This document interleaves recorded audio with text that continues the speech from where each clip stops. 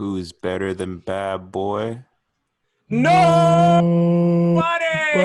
Yeah. Yeah, Nobody better commercials. nobody. You know? Wait, let's just name. You know what? We don't have to name one. Let's just name all of them. The North American House Hippo. Oh my gosh. Yes.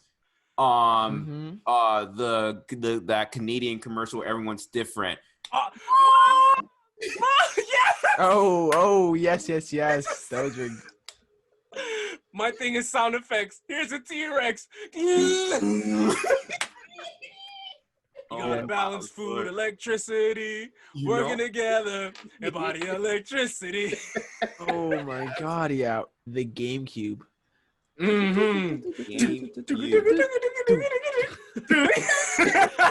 Best system, in my opinion. 9, 6, 7, 11. Oh, yeah. Yep. Y'all remember Tubes? Yes. Tubes. Tubes. Oh my God. You can't talk about yogurt snacks without talking about Yope. Yeah, Yope. Me mama. Me mama. Me mama. Give for me any up, money. me mama. When the morning come, so. Holy, you can't talk about yogurt snacks And without the talking commercial, like their faces are so When I wake up in the morning and I'm still asleep, really don't know what to toss.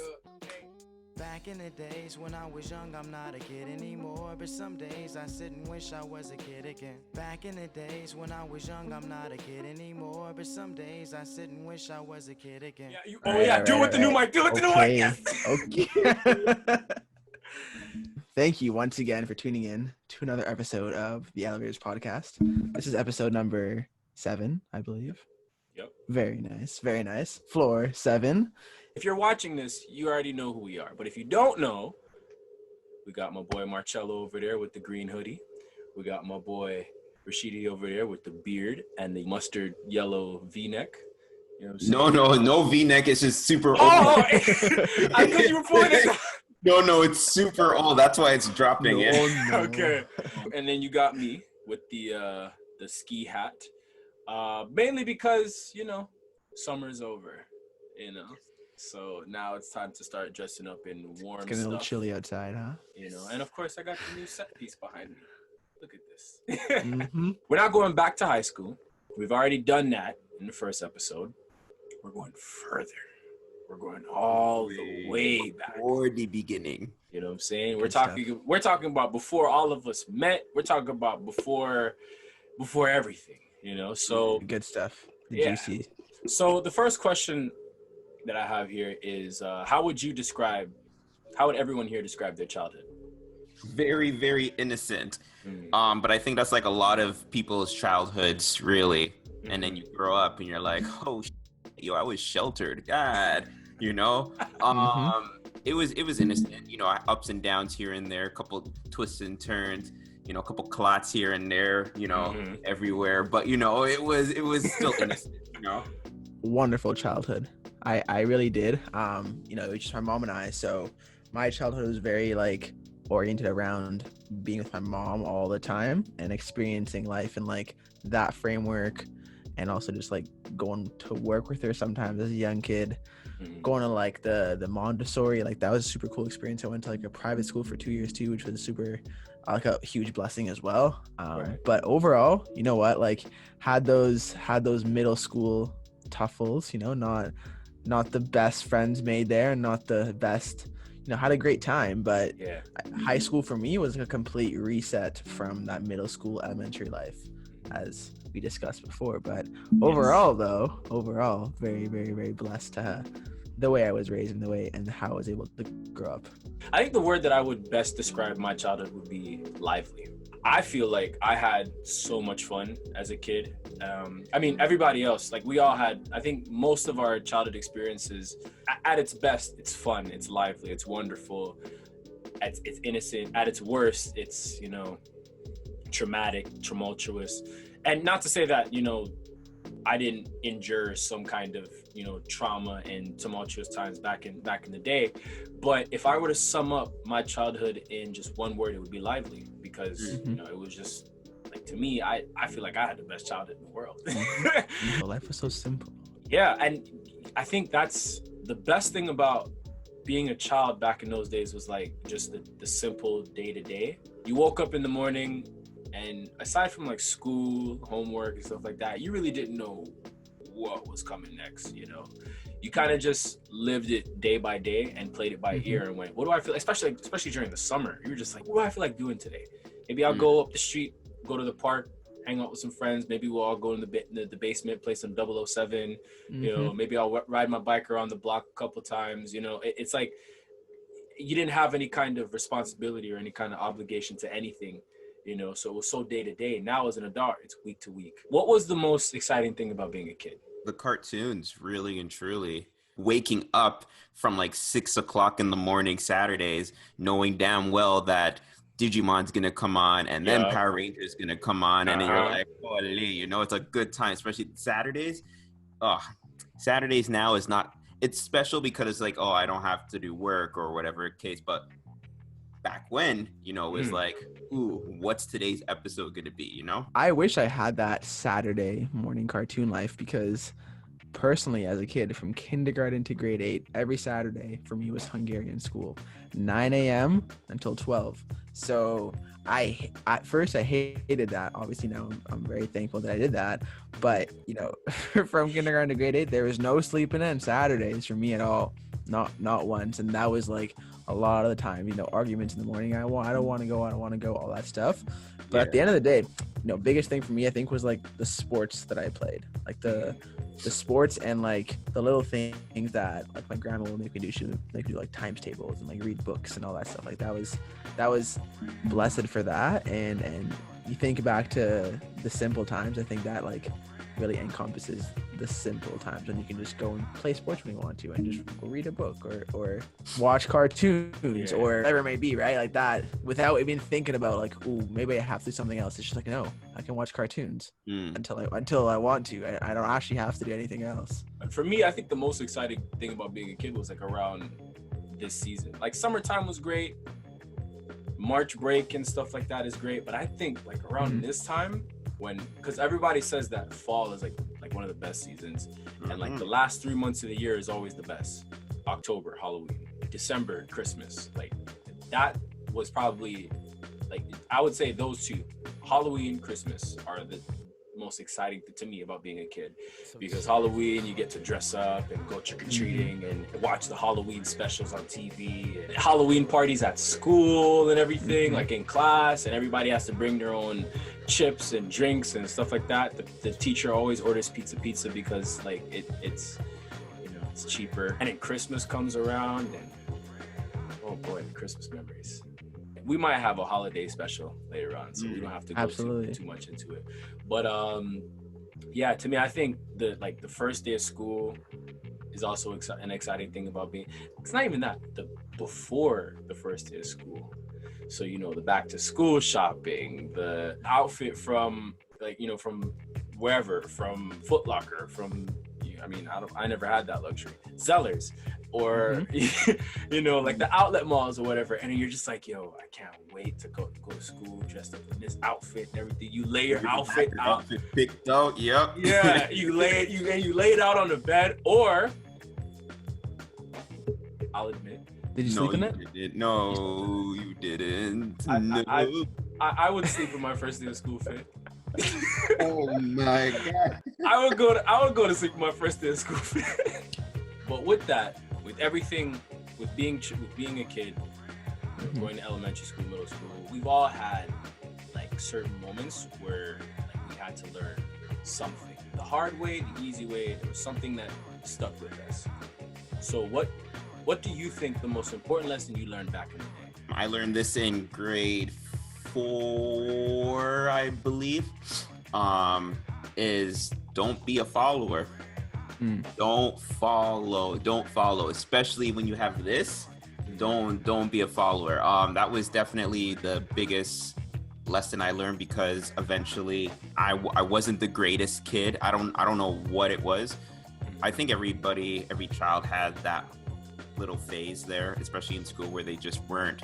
But from grade 4 to grade 5, 6, I just was trouble. But grade 4 in particular, I caused some trouble. I can't remember exactly what I did, but then you make a comment, be like, oh, don't tell, or else like I'm gonna get beat or something, and then the teachers have to report that, and then organizations get involved and whatnot. So like that was a whole thing for me, and I didn't understand the scope of it until, and I still didn't from time to time up until like you get older. You're just like, oh shit, like things could have, you could have been put into the system. Like that could have been very bad for just following somebody doing stupid things. So yeah, don't be a follower, kids.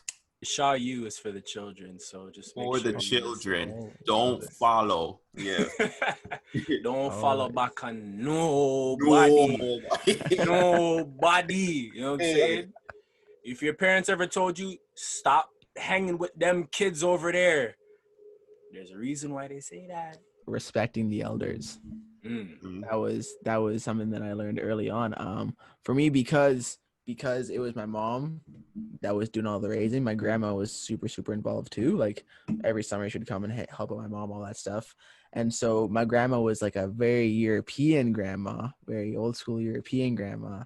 They're strict, they have their rules, all that stuff. So definitely the respecting elders, I think that's something that we can apply to, doesn't matter what age you are, but that was something that super young on, I was like, in terms of respecting your elders, have you noticed now or more recently that the youth now don't really do that, especially when it comes to transportation? Absolutely. You're going to see an elder or a pregnant woman come onto the subway or bus or whatever the case is, and instead of them getting up, they magically fall asleep. I'm just like, wait, what happened? How did you fall asleep so quickly?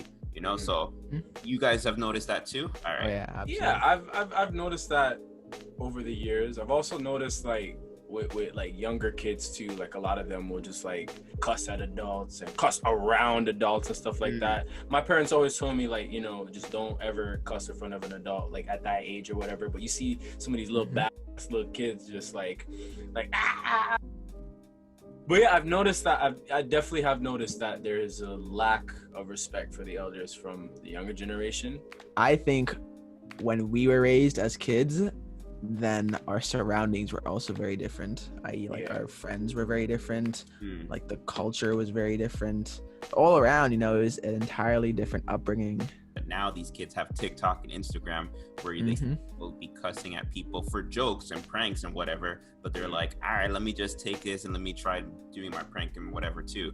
I think the most important lesson I learned back in the day was just to appreciate like what you have, like especially like if you grew up in a certain level of income, you're not always going to get everything you want, you know what I'm saying? And I think my parents always instilled it in me to like appreciate what you have. And the thing is just to make do with what you have. And like I remember there was this one action figure I always wanted. Hold on, I'm gonna show you. So there was this one action figure that I've always wanted because I used to love this movie called Small Soldiers. Major Chip Hazard.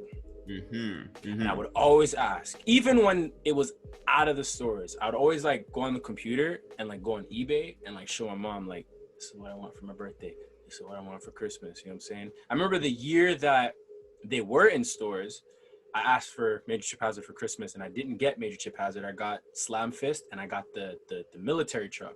I didn't appreciate that, but of course as you get older you realize that's all your parents could afford. They couldn't afford the $50, 12-foot tall action figure that could talk. They could afford the little $30 sidekick. Yeah, exactly. So what I used to do back in the day, McDonald's had the Spy Kids 3D toys, right? There was one of them was was like a robot, which was about the same dimensions as this. When we first got a printer, I printed out Major Chip Hazard's face, cut it out, and put it on the face Slapped it right on. Yep. Wow. I learned to make, but I loved it and I cherished it like it was a Major Chip Hazard action figure. You have to learn to, make the best of what you got, not sweat what I didn't have, and not act like a spoiled little brat, and not blame my parents either because they're going through enough as it is, you know, as far as like losing jobs or taking pay cuts or stuff like that. So it was like, you know, you just got to be humble. It's a humbling experience. How did family life mold you? So in a lot of ways, for sure. I probably might not even be able to recount all the different ways. But one of the main ways, so my family, right, which is my mom and my grandma, and then the whole side of the Hungarian family. So they were all in Hungary. When I was younger, I would visit Hungary every single summer pretty much for like 6 or 7 years straight. My mom would stay here in Toronto and she would work and send me off on a plane to go visit the fam in Hungary. So that was a huge influence on me to be around my family in the summertime and be around that like culture that wasn't as much like it wasn't at all Canadian culture, it was European culture. So that like translated back to me, I think, thinking a bit differently than my peers here in Toronto in Canada, and being raised by a mom, you respect. I think I like to think that you are able to respect women a lot better and understand like how to, one, not be scared to talk to girls, not be scared to be friends with girls, and just like overall like how to, I think, be in a good position to be seen as a respectable person, just because a single mom and I think a lot of independent females are very powerful, they're very capable, and they're very intelligent, and like when you are able to raise a kid like that, I think all that kind of molds onto them as well. So I like to think I'm very similar to my mom as well. But the biggest thing overall, I think it was just how to be, you know, the best kid I could be, the most respectable, the most like genuine.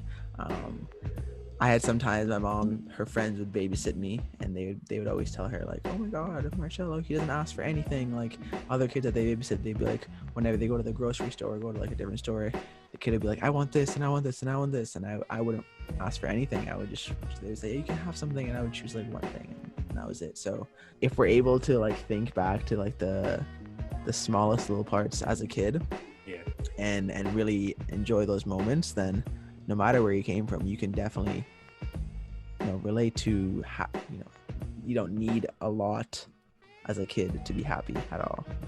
That was a whole tangent there. That boy is spitting. He is spitting today. It's the mic, you know. It's He's like, y'all can hear me. Y'all can hear me. All right, I'm gonna let y'all know what's on this mind of mine, so that y'all can hear me clearly. You know what I'm saying? Know what I'm saying? Growing up, very similar situation to Marcello. My mom raised me, my brother. She went back to school when she was in her 30s, finished her school. She actually graduated the same day I graduated grade 6. And it was one of those moments where it's like sacrifices had to be made kind of thing. So you appreciate that a whole lot more, because here we are in a situation now because she took that step.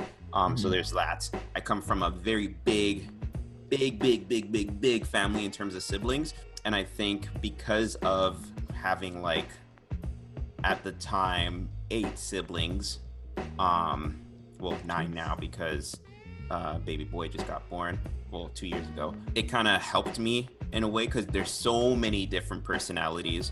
And it's like when you're growing up, you have to be patient, especially when there's only one bathroom and there's 6 or 7 of y'all. And it's like, I'm a shower. Yeah, you go shower? Yeah. Exactly. It's one of those things where it helped me be patient, helped me appreciate family a lot.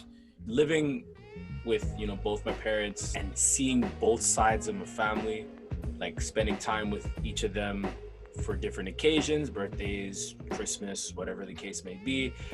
It's like you learn the different values that, like, especially like in a Caribbean household and just the generation before, how like, you know, their values is, it's like you learn the values that they, you know, grew up with, that, you know, and that their parents taught them and everything. And sometimes some of the traditions that they have, you may not agree with as you get older, or you may not, like, you may question as you get older, but you keep remnants of it in your foundation so that as you grow, you can apply a lot of the remnants of it in the way that you live. My dad, he's super religious. He's a Rastafarian. That's how we were raised. And as much as I may challenge some of the things that, Rastafarians be saying and preaching and stuff like that, some of the beliefs that they have, I still kind of keep that like the foundation of it, of just like, at essence, it's just about being a good person and, doing right and being right within your spirit, within your soul. However you do that, it's up to you. So Absolutely. I think that's definitely how my family life molded me. And also just like learning different things about my family, learning different things about my great grandmother, learning different things about my grandfather. It's crazy how there are certain things that you definitely took from them, like hereditarily or whatever. Like, for example, my mom, I was walking in the kitchen, my mom started making this like noise, right? And then I was like, what are you doing? She's like, my dad used to do that. And then it hit me. I was like, I do the same thing. I do, like, sometimes I'll just be walking in the house and I'll be like, So when you learn things about I can just imagine it. Janai as an uncle just walking in. Yeah. Janai, what you want? But it's just crazy because I just learned that about my grandfather, and it's like, now it's on to me. Like my great grandmother loves oldies. I love oldies. So it's just things like that, just certain things about your family that you learn about, and then it starts to make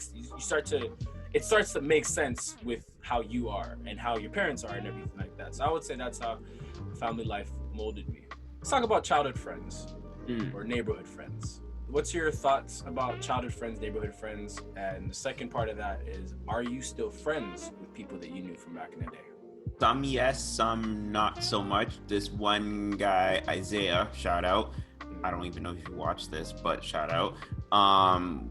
Our dads were best friends, like they were roommates and whatnot. And when we were born, we were super close. We go to our dad's place the same weekend, and it was always a vibe. We're still pretty cool now, and probably not so much now. You get older, different things, especially since I'm out here and he's in like Jane and Finch, and I'm out here, and it's just like, but yeah, we're still pretty close. But there are some that not so much. That's mainly because bad influences, or just they weren't close enough to be like, I want to keep you around. One of my closest friends as a child was Nico. I don't know if you remember Nico. So our parents went to the same like mommy and baby daycare, and so that's where they met. So since I think I was like 2 years old, 1 year old, we were friends back then. But yeah, so that Nico was one of the main friends. And then on my street, there was this one girl who I used to hang out with a lot. Her name was Danielle, and our parents were also very close. And then after I moved away from that area, which was like, I lived there my first 9 years of my life. So after I turned 10, I moved away. And then actually recently, like 3 years ago, or 4 years ago, when I started lifeguarding, she was also a lifeguard at the same pool. And I was like, wait, I think I know you from somewhere. It's like, wait, we grew up in the same area 9 years ago. This is crazy. So yeah, that was, and then there's like a few of the kids on my street that I used to like play soccer with, all that stuff, but we just kind of lost contact. But where I lived was like a dead end street. It was like an apartment dead end street. And there was like a few houses on the side. So like whenever I go outside and try and play with the friends, it was in the houses nearby. I am still tight with my friends from back in the day. I gotta shout them out. KORT, Court. You know what I'm saying? That's our. That's family. You know what I'm saying? Those are my brothers, and like, we've known each other for plus over 15 years combined. Like a lot of them. Some of them knew each other from like senior kindergarten. I was in a different building, different area for senior kindergarten, so of course I don't necessarily like, I don't know those ties, but like from first grade onwards, those guys have been in my life and we went to separate high schools, still kept in touch. We live in different areas of the city, still keep in touch. You know what I'm saying? We talk all the time, play games all the time, but outside of them, there are still a lot of people from back in the day that I keep in touch with, that I'm still friends with, that I still like see around the way every now and then. There are, of course, some people that I used to be really close with, and then, you know, they kind of just went, you know, just kind of, you grow apart, you know, and for whatever reasons that may be, you know, things just happen. I don't know if anybody remembers a show called Radio Free Roscoe. I remember the episode was called A Classic Grade of Lifetime. It was like in season 3, I want to say. In question mark, he asked the question, how many types of friends do we have? He said, there's 3. Class, grade, lifetime. Class friend is somebody that maybe you see in class, or, you know, you see in the hallways, but that's all it is. And then there's like the grade friends who, you know, there for like maybe a grade or 2. You think that things are going to be tight for the rest of your life, and then, you know, things just kind of fizzle out. And then there are the ones that have no expiration dates, lifetime friends. Are childhood friends or neighborhood friends the best kind of friends? Or are your adult friends better? They're very different for sure.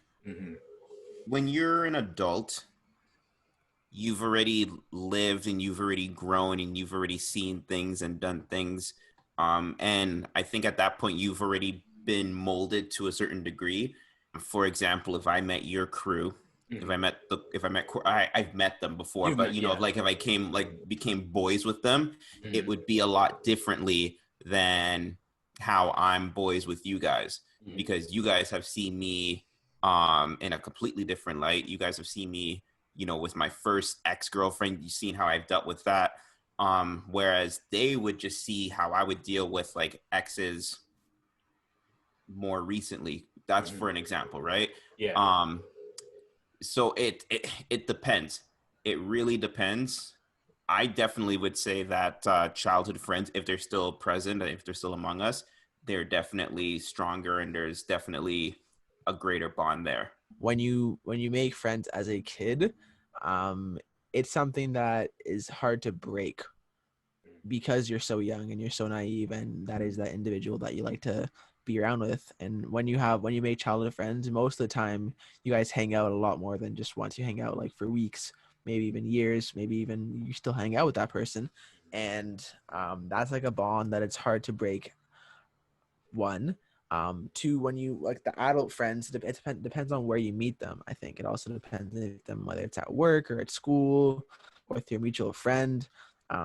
Like for me personally, like I made a lot of incredible friends at university that I would say were deeper friendships than some of my friendships as a kid, just because at this age you're able to have like an emotional connection to somebody else as a friend that you may not as much as a kid. Maybe you did as a kid, you shouldn't realize it as much.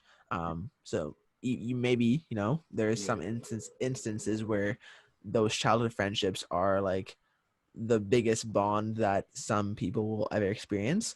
But there's also ways where you can find friendships later on in life in people that you maybe never even thought you would be friends with. Like you don't really have, I guess, criteria looking for in a friend when you're young. It's the first person that comes up to you or the person that lets you play basketball with them. Like, oh, okay, now we're friends. Versus now it's like, okay, maybe like, do we agree on certain things? Like, do we like the same sports, like the same people, like the same kind of environments? Do we vibe? So it's more than just, can I play basketball with you? It's like, wait, there's deeper things going on now too. It's a similar criteria than like for looking for a partner in a way. Yeah. On it, really and truly. How special is it when you reconnect with someone that you've known from back in the day? You may have not have seen them or spoken to them in years, but when you see them after like, 10, 15, 20 years, sometimes you see them again and it's like, yo, like, how's life been or whatever? But it's not like that awkward, like, hey, how's it going? How's life? The genuine ones. Yeah. Like next week or something, yeah, we'll talk. Yeah. Like the ones, like I'll tell, for one, I know Rashidi had one this year at my birthday party because you and Bree went to the same elementary school, middle school? Middle school, yeah. You guys went to the same middle school. Me, I had mine this year when I was riding my bike. I'm not sure if I said this on the podcast. I don't think I did, but I was riding my bike. This was around like the beginning of quarantine. I was riding my bike around. A car drives by me, starts honking the horn. And I'm like, what? Why is he honking at me? I'm riding on the right side of it. Like, I'm not in the street. Like, we. So anyways, I don't pay it no mind.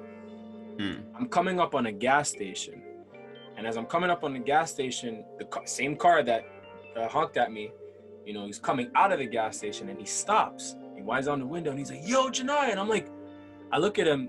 It was literally the first, I would say, the first best friend that I remember having, like, for longer than just a year. You know, I seen him, and this was around the time where you could not, like, touch anyone. You couldn't you couldn't be close to anyone. I was like, nah, bro, I haven't seen you in years. We dapped each other up, hugged each other, we caught up and everything. And I was like, wait, how was you able to recognize me? First of all, I was on my bike. Second of all, I was wearing a mask. Third of all, I don't have dreads anymore. But then I also forgot that he knew me when I had dreads and when I didn't have dreads the first time I cut them in first grade. So he knows how basically, you know how my head shape looks. You know what I'm saying? so I'm looking at him, I'm like, yo, cause at the moment I didn't remember. I was like, how'd you recognize it was me? And he looked at me and was like, come on now. Like, he looked at me like, how you mean? So like, and that's the thing, like that's like a special moment where it's like two people who not have seen or spoken to each other in years, but when they saw each other, it's like, yo, it's still genuine, and it's still like there's no love lost. You know what I'm saying? So like how special is that, like, when that happens? It's very, very special. Again, we're gonna go with the example with me, Bree, and myself at your party. Yeah. For that, usually when I see someone from, especially middle school, I usually just like, hey, I don't have good memories from that place. But with her, it was different because I remember it was one of the dances, and she was the only person and only, I guess, girl or whatever. Yeah, only girl really, who like danced with me. The only person that actually hung out with me at that dance. So it was, when I saw her, I was just like, all those memories and like how grateful, and how grateful I was, because that really, I still hold on to that from like back when. I'm just like, hey, at the end of the day, and I always look at it that way when I hear kids getting bullied. I'm just like, man, all they need is that one person, you know, just that one person. They don't even need to like talk to you or whatever, but just that one person to give you that one gesture, and you're gonna be cool. So when I saw her again, I was like, you know, you were that one person for me, so I'm truly grateful. And yeah, so for me, it was very special. I think when you meet somebody that you haven't seen in a long time, it's just, you're able to catch up on life so easily, right? Because you've had that previous connection, and now you're just that gap between the last time you saw them. There's a whole, maybe even lifetime that you haven't now seen them for. So for me personally, somebody that I saw this year, it was January of this year, my friend Zane. This guy was somebody that I hung out with a lot in grades 6, 7, and 8. And I had like a group of it was like 4 guys that we would go home every single day at lunch. We'd go home to Zane's house and play video games and all that kind of stuff. And I didn't have any other friends outside of that. So it was these 4 guys, and that was it. And then after I went off to high school, I didn't really keep in touch with them that much. They went to a different high school as well.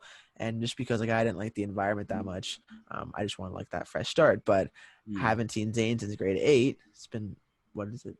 Grade 8, like 7 years, right? Almost 8 years. I see him on Good Life, and then I was working out. And he comes up to me, he's like, "Yo, Marcello." I'm like, "Oh my God, bro, what's up? Oh my God, it's crazy. Haven't seen you in so long." We got like our IG exchange and all that, and we hung out a few times this summer. So it was super nice to have that. But it's when you have that like reconnection, it's so natural, and you're like, wow, like this is cool. This is very cool. Yeah. Bionicles. Uh-huh. Oh my gosh, Bionicles. I wasn't rich enough to have the actual Bionicles. But when McDonald's had their collaboration with Bionicles, oh my gosh, yo, I was, oh God, live my best life. The Bionicles comic books, the movies, The yo. movies were The movies were bomb. I was so glad they put them on Netflix. I was like, definitely. They put it on Netflix? I'm not sure if it's on it now, but it was on Netflix for some time, and I was like, I'm in that. I'm like, I'm in that. What do you mean? It's gonna check. Checking it out. Oh man, Twister. Hot Wheels. Hot Wheels. Hot Yep. Yep. Hot Wheels. I had a little racetrack too, little spinny round. Oh, you were just rich. Really? You were just a rich kid. You know what I'm saying? Beyblades when they were metal, not the plastic ones when they were metal, and they got banned. Yep. Yeah. Anybody ever got marbles banned from schools? Yes. Mm, Big ones, small ones, all the marbles. I remember the reason why we got them banned was not because it was unsafe, it was because some stupid kid was taking the balls out of the mouse, out of like the computer mice, taking the balls out and using them as marbles. So because of that, they got marbles back. I was like, yo, you guys are idiot. like a big idiot. I'm like, yo, are you crazy? But hey, you can't mention Beyblades without mentioning probably the greatest card game ever. Uno. Well, yes, but the other, see, Crazy Eights. See, Uno is 2 card games. It's Crazy Eights, but it has the intensity of President. it's time to. You know what I'm saying? Like, Yo, I had to get rid of my Yu-Gi-Oh cards. I was told to sell them because they were demonic. And if I still had them till this day, I would have moved out a very long time ago. Let me tell you that. Because, oh my God. Oh, man. I am so mad. I had a friend. I have a friend. Shout out to my friend Saf. I remember he told me that because he went to our elementary school. He was older than us. His grade, they had like this weird appraisal ring. They had this weird Yu-Gi-Oh card ring, but they had like these appraisers who would like examine the cards and be like, yeah, no, this is that too. Yeah. It was serious. It was serious. Man, one show that I really vibed with was Ripping Friends. Yes. Yo, Ripping Friends was I watched that recently. I'm just like, man, this show, I cannot believe this show was, but then again, it was on late night. So like that makes sense. There was an episode of Ripping. There was actually 2 episodes of Ripping Friends that made me go, yo, this is crazy. When I watched it as an adult, I was like, yo, this is crazy. There was one episode where Chunk, he had the thing stuck on his armpit, right? So they were like, quick, to the Ripping Friends HQ. And Rip, the guy with the red, grabbed Chunk's butt and just gripped it and carried him all the way back to the HQ. And I'm like, yo, did they really put this on for kids? The second episode, there was an episode where they all went on a date with one woman. And then yeah, I was like, and she kind of just like acting like it was normal, whatever. And then they were like kind of fighting over who gets to kiss her. She's like, why don't you all kiss me? I was like, when you watch it now, you're like, hold up. Holy, what station is this train? Like, damn. I was about to say. You know? Yo, oh my gosh. Thoughty the tank engine. How you mean? Thought Mr. Tank engine. Crushes. Childhood crushes. I had one that I was absolutely in love with. I know we're gonna just talk about when was your first crush, whatever. I'm just gonna talk about it. Go ahead. Lay it down. Man, oh my gosh. So I went to for elementary school prior to Regent Park. I went to the school William Burgess, and that whole area, it's Danforth, so that whole area is just Greek town, Greek. So there's this one Greek girl. Man, I was like, my heart fluttered every single time, and I was like, oh my gosh. We were really good friends, and I remember at one point I was taking Greek classes, so like learning different things about the history, learning like basic phrases here and there. And then after Pedology. school, because the Greek classes were maybe 4 o'clock, so, and then school was usually done at like 3:30, something like that. I can't remember. So she would hang out with me, and then her mom would come, and I can't remember if she would take the class too. But anyways, her mom would come, and then her mom would like talk with me, sit with me. It would be the three of us sitting talking. She would like bring me snacks every once in a while. But anyways, she was definitely the oh man. We follow each other on we're friends on Facebook, and we talk here and there. It's obviously it's not the same feelings, but like back then it was like, oh man, oh man, oh man, oh man. The heart tingles, butterflies. Oh man, That was the one that you wanted to impress every time. every time. You know, the one crush for me, her name is Alexis. Mhm. She, I think it was 5th grade. From the moment I saw her, I was like, yo. Hold up. Now, yes, she was taller than, I mean, back in them days, we were boys were short. You know what I'm saying? She was tall, but I didn't care. I was like, yo, like, you know. But the thing about her is, she knew, but we were still friends though, you know. And especially like the tail end of middle school, like she and I became really close, like best friends. So much so that sometimes I would joke with her and be like, yo, by the time we're 25, we're getting married. You know what I'm saying? And she I'm 25 now. We're 25. Well, she's turning 25 next month, you know. But, you know. Hey. No. Hello. No. What's up? Hello. Hello. Are we listening? 25 next month. He's already 25. You guys had a deal. Ding, ding, ding. Where you at though? But yeah, she was she was the childhood crush. Now, I would have other crushes on girls, like during that time too, whatever. Other little puppy love type situations, but Alexis was like the crush. Like I said, the one that you wanted to impress, the one that you spent nights meticulously planning, like your outfit and just the things that you want to talk to her about. And the crazy thing, everyone knew, because I have a tendency of making things obvious. My first crush. All right, memories are coming back. See, you hit the Okay. Here we go. So, first childhood crush was when I went to Hungarian dance camp. Okay, so I've never said this to many people, but I used to do Hungarian folk dancing. This is very different dancing. It's just like, think of like the most Eastern European people, and it's that even more European. So just clog different. dancing. Yes. No clogs, but like. Oh, I thought I was correct. I'm kidding. No clog dancing. No. It's like partner dancing. But so I went to this camp every year for like 4 or 5 years, and there's this one girl, and I don't think she follows this page yet. She will though, later down the line, but this was the He has a girl. I know. We're taking now. But that 8 years ago, I would have probably flown across the world 4 times for Mrs. Clara.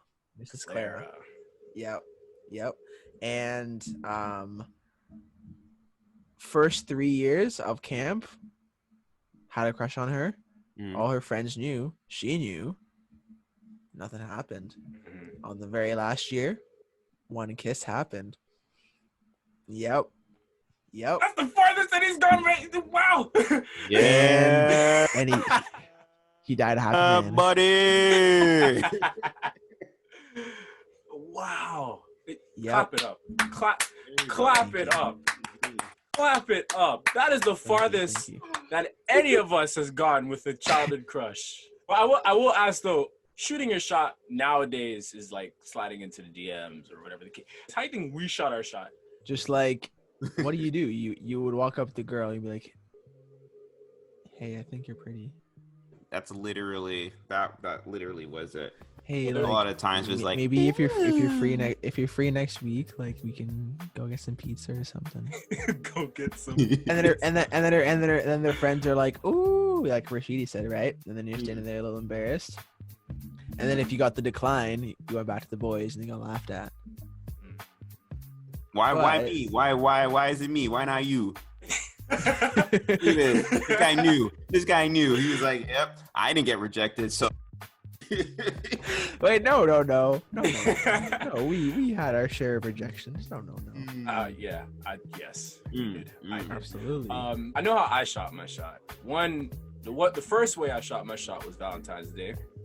You know, handing out Valentine's Day cards. But there's always that one card that you found that you wanted to look for in the pack that was like, oh, this one will definitely get her to kiss me on the cheek or something like that, right? So you get that, like, everybody else got like the you're great or like, you know, whatever.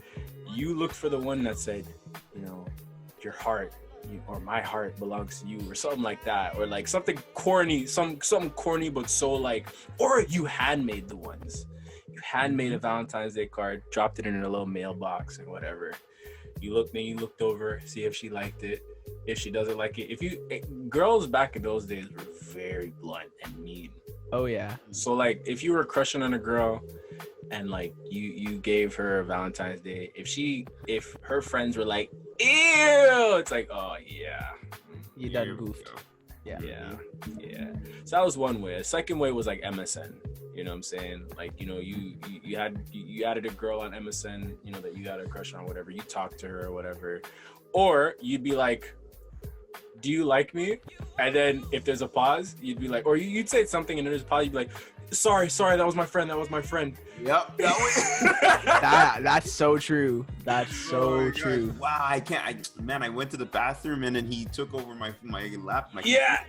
Yeah. But there have been moments where like, I remember one time me, my friend Gerber, and my friend Sambo, we were over at our friend Gerber's house. 4 of us sometimes. It was me, Gerber, Fox, and Sambo. And we'd be in Gerber's mom's room on the computer. We'd be on MSN or whatever. And I remember Alexis would, and this was another way we'd shoot our shot. If our crush came online, we would appear offline and appear online and then keep doing it until they notice and like start a conversation or whatever. Sometimes it worked, sometimes it didn't. Whatever the case. I remember Alexis would come online and someone would be like, yo, talk to her. And I'm like, no, don't worry, I got it. And, you know, we talk or whatever. And then like Sambo would like reach over and like start typing stuff. And I'm like, then I'd be like, sorry, that was my friend. That was Sambo. You know, so who here was good at sports as you know, back in the day? Back in the day, I was chubby. I was a chubby boy. That's because food was my best friend. So I was not good at sports, not until about grade 7. So no. Were you ever the last pick for anything? Sometimes, not football. Surprisingly enough. Because I was a bigger guy. Not like big, but like, you know, I was heavier. Yeah. And I was good with my hands in terms of catching. So football, I was not the last. Usually, other than that, like manhunt or something, or cops and robbers, usually the last, because it's just like, who wants to be on their team, right? So Kids are mean. Kids are mean. Yeah, you know. Mainly just soccer, really, since when I was younger. A bit of like in middle school, grade 7, grade 8, I did some like cross country and track and all that. But it was mainly soccer for me. And then in high school, it was a bit of like the basketball scene and then floor hockey. And then, you know, we mixed and matched everything in high school. So So were you ever first pick for anything? First pick, last pick, middle pick? Yeah, I'd say I was pretty close to first pick for a good amount of sports. And I, you know, when you're younger and you have that like the hunger for it, you kind of sometimes gets a little cocky. And I was very competitive. When I was younger. Like I was like anger issues type competitive. Like I was, you know, I was an angry little kid that liked to win. I know for a fact for me, I was terrible at sports. Soccer, no. And crazy. Basketball, I was the worst. Like that was the worst sport for me to play. I was always double dribbling. I was always traveling. I was always fouling people. Like basketball was the worst sport for me to play. Now, fast forward years later, I'm a lot better at it now. But I was always last pick anytime we were playing basketball. Like I was good at kickball. I was good at bowling. I was good at being the pitcher. I was good, and also if there was someone You were good at ball in high school. You were on the team, no? in high school, yeah. In elementary school, middle school, not I before was that. Okay. terrible.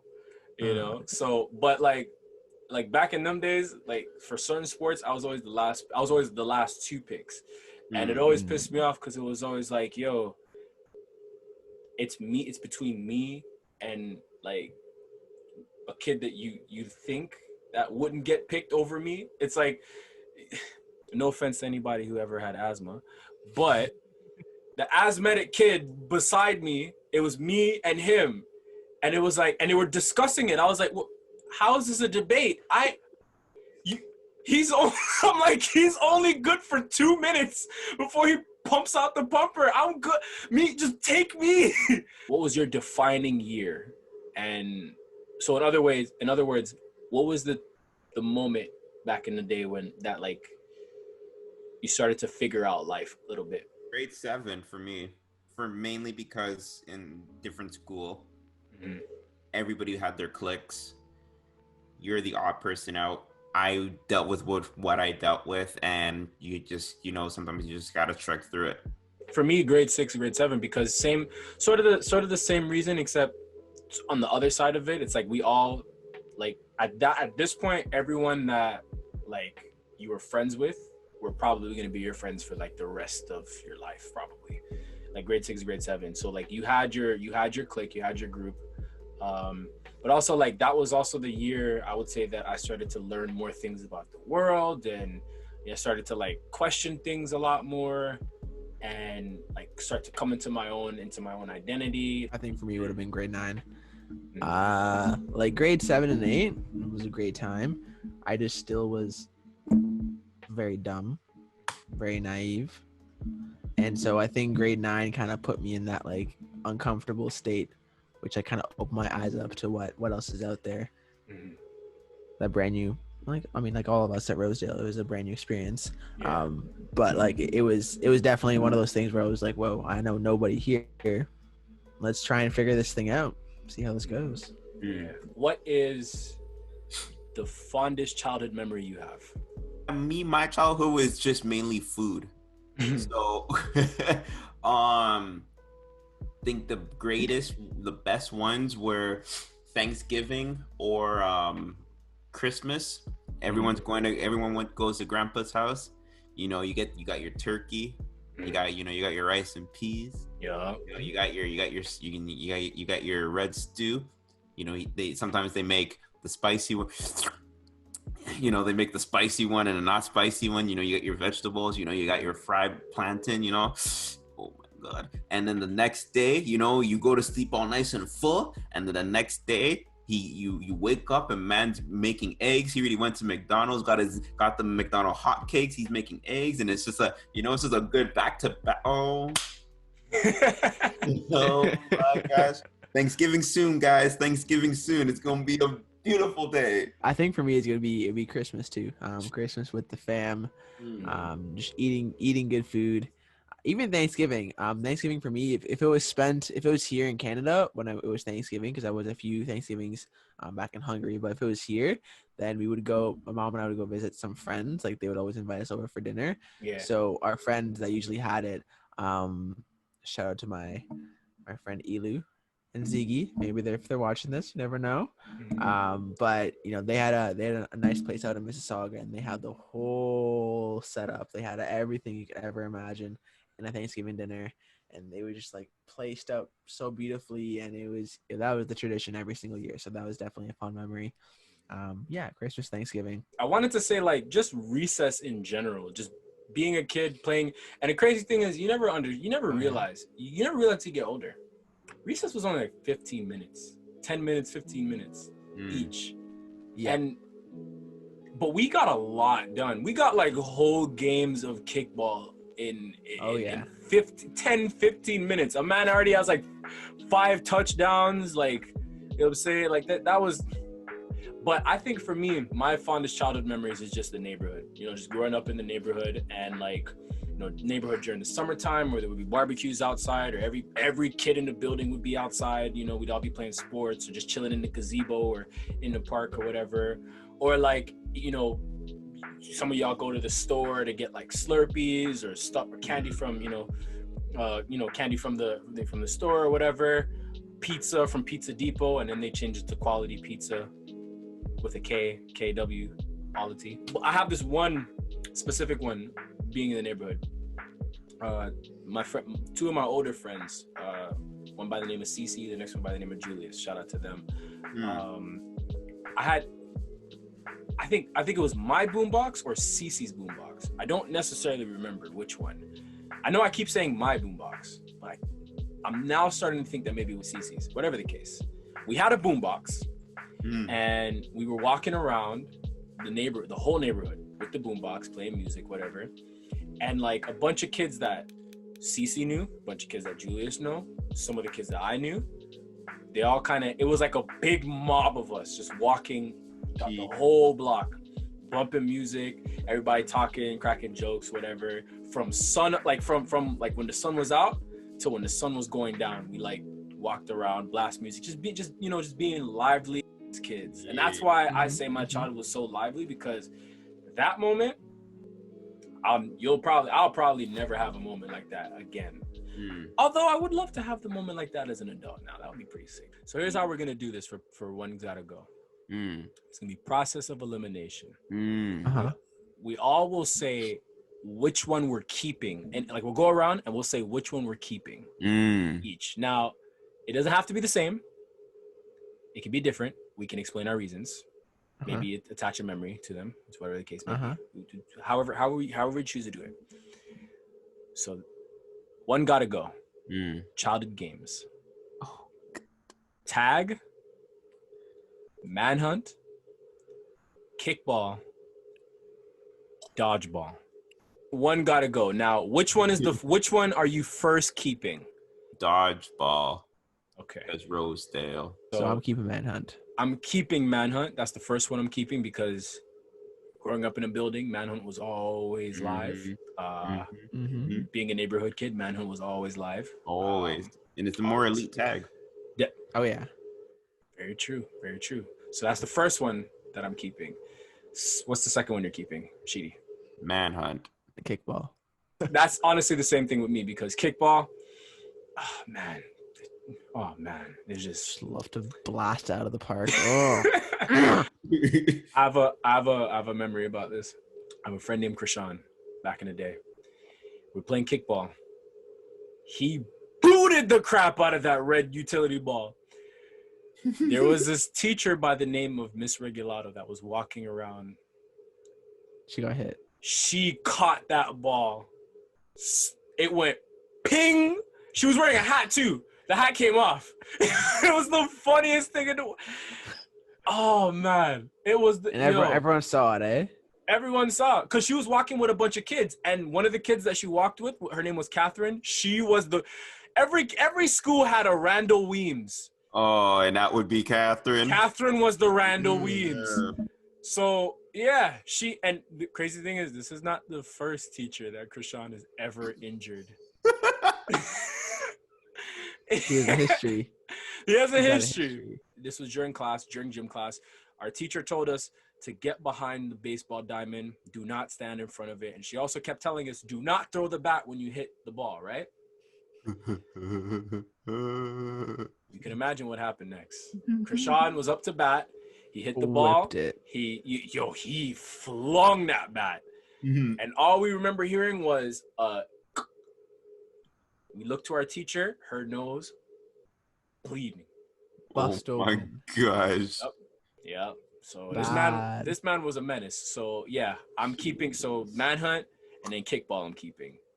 And finally, the last one that you're keeping, Rashidi? Kickball. Dodgeball, manhunt, kickball. All right. I don't want no tag. I'm gonna keep dodgeball. Yeah, tag's gone. Sorry, boss. Tag. There are different variations of tag. There's like freeze tag, TV tag, which sometimes is my favorite one. But there was the elite level of tag, not manhunt, but there was elite level of tag. Grounders. I wanted to put that on there.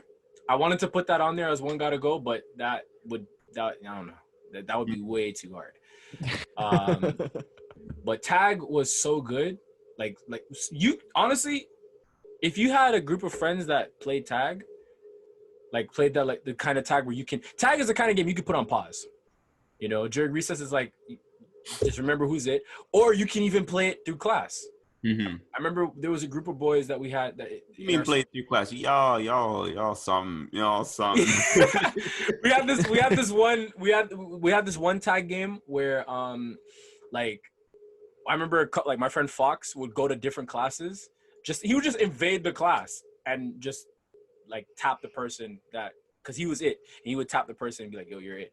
You know what I'm saying? So it could be that elaborate. It could be that elite. It could go on for a long time. You could probably be like how Monopoly probably have, you know, people still playing Monopoly to this day. There's probably people still playing tag to this day, like a 10-year long game of tag. There's a movie about that. It's a true thing. It's a true thing. Yeah. Group of friends. But dodgeball, though. But dodgeball, there's something satisfying about hearing the red utility ball ping off somebody's face. Even though they told you, even though your teachers told you below the waist. Only those headshots hit different. Literally. It's like, yo, I'm sorry. It's like as soon as you hear ping, you see that one kid, the one kid that had glasses, get the ball to the face and he's on the ground and you go, yo, I'm sorry, he's out though. Like, you know, you hit him, he's out. What are you talking about? You know what I'm saying? But everything changed when they added the yellow sponge ball though. Yeah. Big change. It wasn't as deadly. It just became we got everything that we had. We grew up in a nice prime time. Yeah. That's before the whole shift. And after we grew up, that's when they shifted to the more childish, like, oh, we gotta protect the kids. We got shifted to the stronger shit. They shifted to yellow dodgeballs and participation awards. Exactly. What's a participation award? If you come in second, you lost. No. You don't get a participation award for failing a grade. You don't get a participation award for being late at work. You don't get a participation award for missing your first child's birth. Hey, what is this? Sometimes you just gotta know, hey, you're the loser. Exactly. You just gotta know you lost. You know what happens? You come back the next year and you be better. You know what I'm saying? If you give these kids a participation award, you know what they're gonna think to myself? I'm still a winner. No. Tried. No, at least you tried. No, you failed. You gotta know that you failed. You have to know that you failed. You know what I'm saying? So see, we grew up with the Mamba mentality, but now these kids, you know? There's something else. Pamper mentality. Yeah. So my last choice would probably be it would be tag for the sheer knowledge for the sheer novelty of the fact that there are no rules in tag. Like there are multiple rules, multiple versions, and multiple ways you can play tag.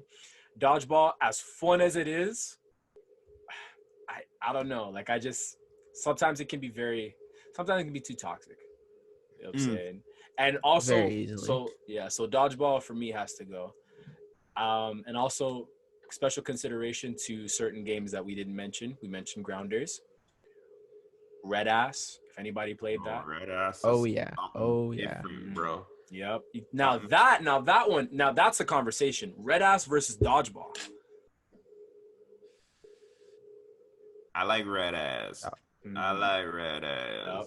You know, you know, if you don't get to that wall in time. And the crazy, because did you ever play with the rule that if you touched it twice, you have to go to the wall, and people have to hold you against the wall? And the one person, you ever get that one person who was really good at baseball and was a really good pitcher, and he just wound up everything into that throw. Yep. Felt it in your soul. All right, so if you made it this far, we truly appreciate you. And as always, don't forget to like, comment, subscribe if you can. Hit us up if you got some questions. Hit us up if you got some feedback.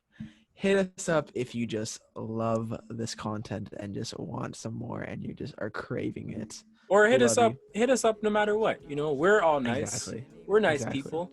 We'll say hello. Stop by to say hello. 100%. We're nice. Exactly. People love us. Exactly. All So with right. that note, we love you. We appreciate y'all. Peace. One love. Back in the days when I was young, I'm not a kid anymore. But some days I sit and wish I was a kid. Back in the days when I was young, I'm not a kid anymore. But some days I sit and wish I was a kid.